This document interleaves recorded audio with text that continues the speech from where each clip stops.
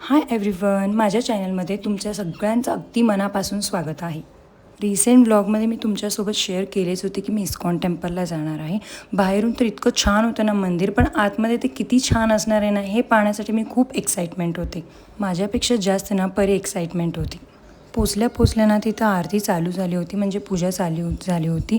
तिथले पुजारी इतके पेशन्सली पूजा करत होते ना, आणि वस्त्र अलंकार खूप छान होते देवांचे. आरती झाल्यावर ना आम्ही इकडे 3D पेंटिंग पाहायला आलो. आता परी मला एक ड्रॉइंगबद्दल विचारत होती. ते सगळे जे 3D पेंटिंग्स होते ना भक्त प्रल्हादांच्या गोष्टीशी रिलेटेड होते.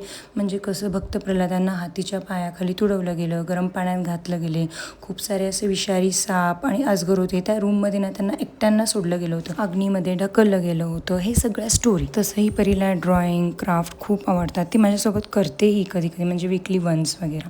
ते झाल्याच्या नंतर नाही तर बालाजी देवाचं आम्ही सगळ्यांनी दर्शन घेतलं. दर्शन घेतल्यावर थोडेसे काही सेल्फी घेतल्या.